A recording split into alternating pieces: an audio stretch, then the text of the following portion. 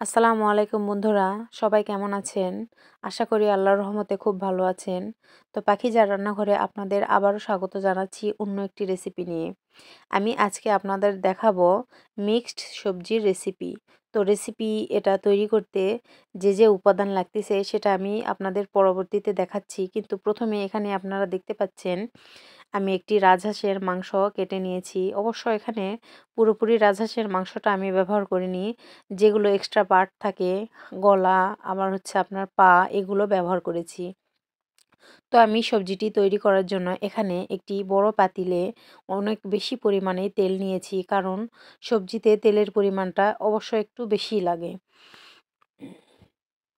এখানে তেল গরম হওয়ার পর্যন্ত আমি দেরি করছি।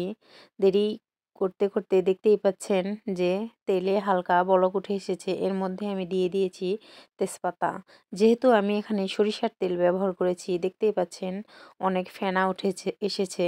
কিন্তু এখানে ভয় পাওয়ার কিছুই নেই। কিছু পর ফেনাগুলো আবার গায়েব হয়ে যাবে। তো এর মধ্যে আমি একে একে কাঁচামরিচ, তেজপাতা, পেঁয়াজ এগুলো দিয়ে দিচ্ছি। শীতের সময় গ্রামে থাকা অবস্থায় সব মানুষই পছন্দ করে রাজহাঁস বা এমনি যে কোনো রকমের হাঁস খেতে। শীতের সময় হাঁসের মাংসগুলো খেতে অনেক বেশি সুস্বাদু লাগে। তো আজকে আমাদের বাড়িতে ২টি রাজহাঁস আনা হয়েছিল। তো সেগুলোর মাংস রান্না করা হয়েছে। আর বাদবাকি যেগুলো চামড়া আর এক্সট্রা পার্টগুলো ছিল, এগুলো দিয়ে আমরা একটি মিক্সড সবজি তৈরি করছি। আমার কাজে হেল্প করছে আমার এক ভাগ্নি, দেখতেই পাচ্ছেন। ও ছোট মানুষ কিন্তু অনেক শখ করেছে যে রান্না করবে। এজন্য আমরা সবাই মিলে ওকে উৎসাহ দিচ্ছি যে কিভাবে রান্না করলে ভালো হবে। তো ও অনবরত নাড়তিছে, দেখতেই পাচ্ছেন পাতিলে সবগুলো মসলা এখনো দেওয়া হয়নি। শুধু যে কাঁচামরিচ, পেঁয়াজ এগুলো দেওয়া হয়েছিল সেগুলো গোল্ডেন করে ভেজে নিচ্ছে।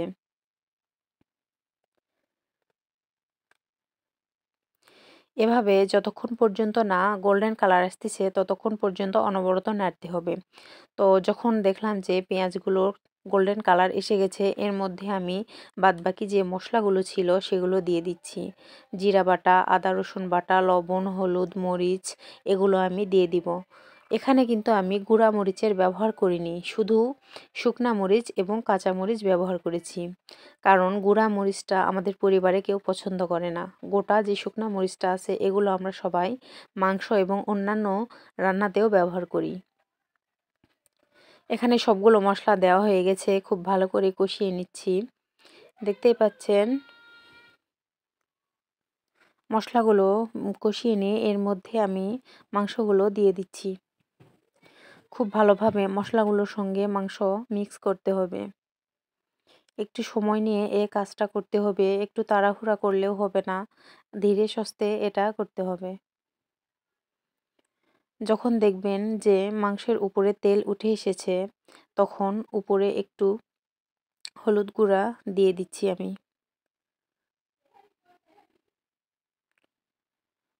মাংসের সঙ্গে সব মশলাগুলো বারবার নেড়ে মিক্স করতে হবে।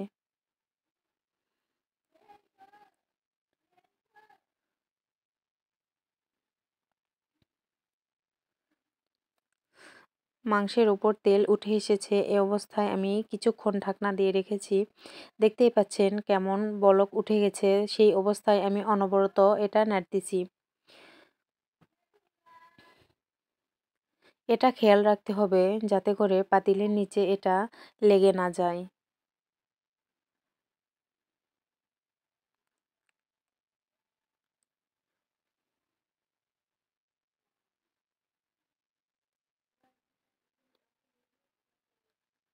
বন্ধুরা, আমার মাংস কষানো হয়ে গেছে। আমি কিছুক্ষণের মধ্যেই এর মধ্যে কেটে রাখা সবজিগুলো দিয়ে দিব। মাংস কষানো যত বেশি সময় নিয়ে করবেন, তাহলেই সবজির স্বাদটা একটু বেশি হবে। আমি এই অবস্থায় দেখলাম যে মাংসগুলো পুরোপুরি সিদ্ধ হয়নি, এজন্য এর মধ্যে আবারও কিছুটা পানি অ্যাড করে দিলাম। যেহেতু এটা রাজহাঁসের চামড়া আর মাংস, এজন্য এগুলো একটু সিদ্ধ হতে সময় বেশি লাগে। খুব অল্প পরিমাণে আমি এখানে পানি দিয়েছি, দেখতেই পাচ্ছেন। তো আবারও ঢাকনাটা লাগিয়ে দিব পুরোপুরি সিদ্ধ হওয়ার জন্য।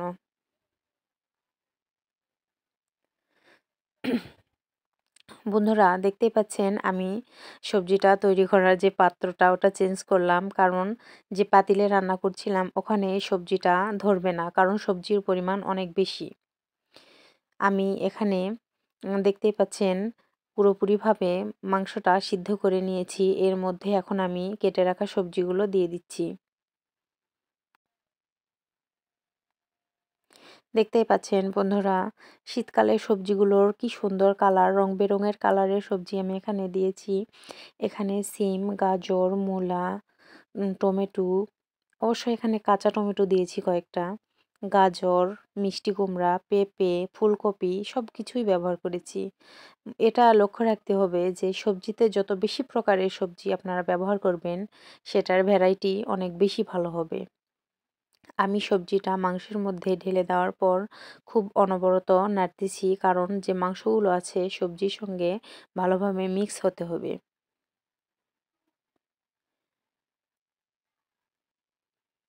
আমি কিন্তু মাংসটা পুরোপুরি সিদ্ধ করে নেওয়ার পর সবজিগুলো দিয়েছি, কারণ সবজিতে এক্সট্রা কোনো পানি বেশি ব্যবহার করতে হবে না, খুব অল্প পরিমাণে পানি দিতে হবে। তাহলে সবজিগুলো সিদ্ধ হয়ে যাবে মাংসের সঙ্গে।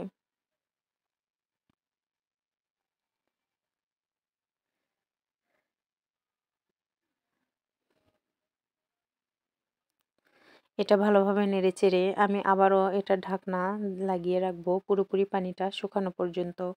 অবশ্যই মাঝে মাঝে একটু নেড়ে দিতে হবে, কারণ নিচে লেগে যাওয়ার সম্ভাবনা থাকবে।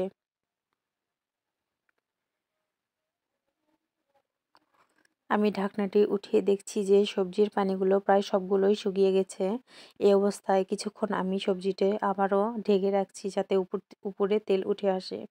দেখতেই পাচ্ছেন সবজিতে কি সুন্দর তেল উঠে এসেছে। সবজিতে তেলের পরিমাণ এই জন্য একটু বেশি দিতে হয়, কারণ সবজি একটু তেল তেল ভাব হলে বেশি ভালো লাগে খেতে। আমি সবজিতে ঠিক সে পরিমাণ পানি ব্যবহার করেছি যেটুকু সবজিগুলো সিদ্ধ হতে প্রয়োজন। সেজন্য সবজিগুলো খুব গোটা গোটা আছে, দেখতেও ভালো লাগছে এবং খেতেও খুব ভালো লাগবে। আমি সবজিগুলো একটি পাত্রে নামিয়ে নিচ্ছি। যা দেখতেই পাচ্ছেন আমার সবজির ফাইনাল লুক কত সুন্দর এসেছে।